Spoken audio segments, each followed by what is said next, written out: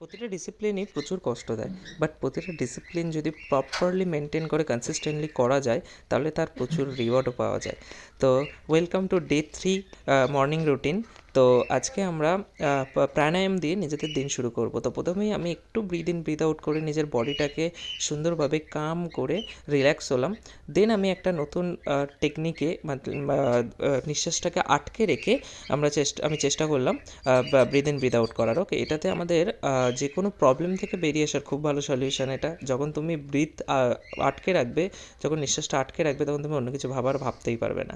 তো নেক্সট আমি করলাম আলালাম ভিলাম, যেটাতে আমাদের নিঃশ্বাস প্রশ্বাসের ব্যালেন্সটা খুব সুন্দর হয় এবং আমাদের ফুসফুসও প্রচণ্ড হেলদি থাকে। তো এটা আমি প্র্যাকটিস করলাম 5 মিনিটস মতো। এটা রেগুলার সকালে তোমাদের প্রতিটা মানুষের করা উচিত, যাতে তাদের ব্রিদ ইন ব্রিদ আউটে কোনো রকম প্রবলেম না হয় এবং সেটা খুব সুন্দরভাবে হেলদি থাকে। ওকে, তো নেক্সট আমি করব হচ্ছে কপালভাতি, যেটা আমাদের ডাইজেস্টিভ সিস্টেমের জন্য খুব ভালো, কিন্তু তার আগে নিজেকে আবার রিল্যাক্স করে নিতে হবে, কারণ রিল্যাক্স না থাকলে প্রতিটা প্র্যাকটিসই বেকার। ওকে, তো কপালভাতি করলে আমাদের ডাইজেস্টিভ সিস্টেম খুব ভালো থাকে। তো সেমভাবে করতে হবে যেমন আমি করছি, তোমরা অবশ্যই ট্রাই করবে নিজের বাড়িতে, এবং রেগুলার প্রাণায়াম প্রতিদিন সকালবেলা 5 থেকে 10 মিনিট করাও এনাফ।